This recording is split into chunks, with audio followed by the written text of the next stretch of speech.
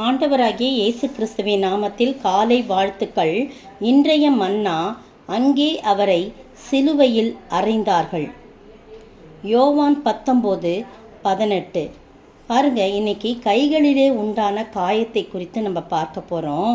நம்முடைய கைகள் செய்த பாவங்களுக்காய் கையிலே எத்தனையோ பேர் லஞ்சம் வாங்கியிருக்காங்க, எத்தனையோ பேர் திருட்டு வேலை செஞ்சுருக்காங்க, எத்தனையோ பேர் அந்த கைகள்னால் அநேகரை மண்ணை வாரி சாபமிட்டிருக்கிறாங்க. எத்தனையோ காரியங்கள், அசுத்த காரியங்கள் இந்த கைகளில் செஞ்சுருக்காங்க. மறைமுகமான பாவம், பலவிதமான பாவங்கள் இந்த கைகள்னால் செஞ்சுருக்காங்க. கள்ள கையெழுத்து போட்டிருக்காங்க. பல வேதனைகள், பலவிதமான காரியங்கள் இந்த கைகளினாலே நாம் வேதத்தை எடுத்து படிக்காமல் இருக்கிறது கூட பாவமாக காணப்படுது. அப்படி நிறைய காரியங்களை யோசித்து பாருங்கள். நம்ம பார்க்கணும், நம்ம ஒருத்தருமே பார்க்கணும். அந்த கைகளில் நாம் செய்த பாவத்தினால அவர் 2 கைகளையும் அறைந்தார்கள் சிலுவையிலே. கைகள் 2லையும் ஆணிகள் கடாவப்பட்டது. ஆணிகள் என்று சொல்லி பார்க்கும்போது இந்த இடத்திலே வெறும் அறைந்தார்கள். அவரோடே கூட வேறு 2 பக்கங்களிலும் இயேசுவை நடுவிலுமாக சிலுவையில் 2 பேரை அறைந்தார்கள் என்று போடப்பட்டிருக்குது. பாருங்கள், அவர் உயிரோடு எழுந்த பிறகு சிலுவையை காணின்ற வார்த்தை அந்த எந்த சுவிசேஷத்துலையும் சொல்லப்படவில்லை. சிலுவையில் அறைந்தார்கள், அவ்வளோதான். இயேசு உயிரோடு எழுந்த பிறகு சீஷர்களிடத்தில் போய் பூட்டியிருந்த வீட்டுக்குள் போய் சமாதானம் சொல்லிட்டு அவர் உயிரோடு இருந்ததுக்கு அடையாளமாக தன்னுடைய கைகளையும் விழாவையும் அவர்களுக்கு காண்பிக்கிறார். அப்போ பார்த்தீங்கன்னா மற்ற சீஷர்கள்லாம் இருந்தாங்க, தோமா மட்டும் இல்லை.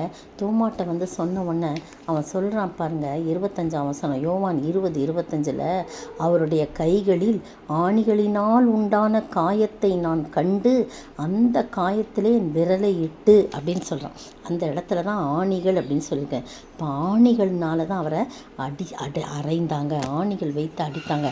கட்டையோடு சேர்த்து அந்த கையை வச்சு ஆணி அடித்து இந்த பக்கமாக அந்த ஆணி, அவ்வளோ நீளமான ஆணி பாருங்கள், அந்த கட்டைக்கு இந்த பக்கமாக கையோடு சேர்த்து இந்த பக்கமாக அதை மடக்கி விடுவாங்க. அதை நான் ஒரு புத்தகத்தில் நான் வாசித்தேன். இயேசுடைய கையை வைத்து அந்த உள்ளங்கைகள்ன்றது போடப்பட்டிருக்கு. ஆனால் உள்ளங்கையில் தான் காயம் ஏற்படுது. அந்த நரம்போடு சேர்த்து, எலும்போடு சேர்த்து அப்படியே அடித்து பின்பக்கமாக அந்த கட்டை, சிலுவையினுடைய அந்த கட்டையின் பின்பக்கமாக வந்தோன்னே அதை வளைச்சி விடுவாங்க. எவ்வளோ பயங்கரமான காரியம் பார்த்தீங்களா? உங்களுக்காகவும் எனக்காகவும் நம்முடைய கைகள் செய்த பாவத்தினாலே தவறான காரியத்தை இந்த நிறைய பேருக்கு, சில பேருக்கு பார்த்திங்கன்னா இந்த மொட்டை கடிதாசு எழுதுறதே பழக்கமாக இருக்கும். அதெல்லாம் நம்ம பிள்ளைகளுக்கு, குடும்பங்களுக்கு சாபத்தை கொண்டு வரும். பிரியமானவர்களே, எனக்கு தெரிந்த ஒருவர் ஒரு சமயம் பாருங்கள், கையால், நான் திருமணமான புதிது, அப்போ கையில் மண்ணை எடுத்து யாரையோ சபிக்கிறாங்க. பக்கத்தில் இருக்கிறவங்கள மண்ணை வாரி போட்டு சபிக்கிறாங்க. அவங்க ஒன்றுமே சொல்ல, பேசாமல் இருந்தாங்க. ஆனால் என்ன நடந்து தெரியுமா? ஒரு 10 நாளைக்குள்ளாக அவர்களுக்கு ஒரு கையும் ஒரு காலும் வராதபடி மூளையிலையும் பாதிப்பு ஏற்பட்டு படுத்த படுக்கை ஆகிட்டார். நல்ல ஒரு கவர்மெண்ட்டில் வேலை பார்த்தவங்க அவங்க குடும்பமே ஒன்றுமில்லாமல் ஆகிவிட்டது. பிரியமானவர்களே, நீங்களும் நானும் அந்த கைகள் செய்த பாவத்துக்காய் அவர்களுடைய கைகளிலே இப்படி ஒரு காயம் ஏற்பட்டுச்சு. அந்த காயத்தினால ஏற்பட்ட தழும்புகளை கொண்டு காட்டுறாரு. பாருங்கள், என் கையை பாருங்கள், நான் தான் நீங்கள் இப்படி பயந்து கொண்டு இருக்கிறீங்களே, பாருங்கள், உன் விரலை விட்டு பாரு, நீ நம்ப மாட்டேன்னு சொன்னியே, நான் இல்லைன்னா கண்டு விசுவாசிகள் காட்டிலும் காணாமல் விசுவாசிகள் பாக்கியவான்னு சொல்லி அந்த இடத்துல ஆண்டவர் சொல்கிறார். இந்த அருமையான வேளையிலே கைகளில் உண்டான காயத்தை நாம் தியானிப்போமா? ஒவ்வொரு நாளும் ஒரு காயத்தை குறித்து நாம் தியானித்து வருகிறோம். இந்த கைகளினால் உண்டான காயத்தை நாம் பார்ப்போம். நேற்றைய தினத்திலே அந்த காயத்தை குறித்து பார்க்கும்போது ஒரு சகோதரி எழுதியிருந்தாங்க. அதை தியானிக்கும்போது, அதை கேட்கும்போது, இயேசு என்னோடு பேசினார், அவர் என்னோடு கூட அவர் இடைப்பட்டார் என்று சொல்லி அவங்க அதில் எழுதியிருந்தாங்க கமெண்ட்ஸில். எவ்வளோ அருமையான ஆண்டவர் பாருங்கள், உங்களுக்காகவும் எனக்காகவும் இந்த சிலுவை மரணத்தை ஏற்றுக்கொண்டார். ஒவ்வொரு அங்கமாய் அவர் காயப்பட்டார். அந்த காயங்களை நாம் தியானித்து ஒவ்வொரு நாளும் நம்மை சீர்தூக்கி பார்க்க ஆண்டவர் தாமே கிருபை செய்வாராக. ஆமென். கையெல்லாம் குஷ்டம் தீராத கஷ்டம் கதறிய மனிதனை கண்டு.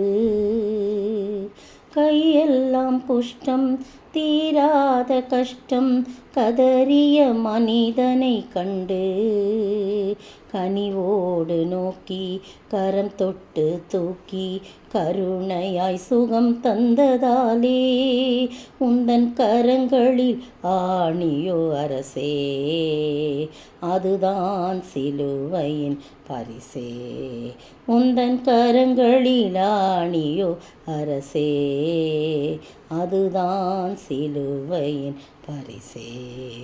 உருகாது நெஞ்சம் அவதானே தஞ்சம், உனக்காக பலியாக வந்தா. கலங்காதோ கண்கள் வடியாதோ கண்ணீர், கல்வாரி காட்சியை கண்டு.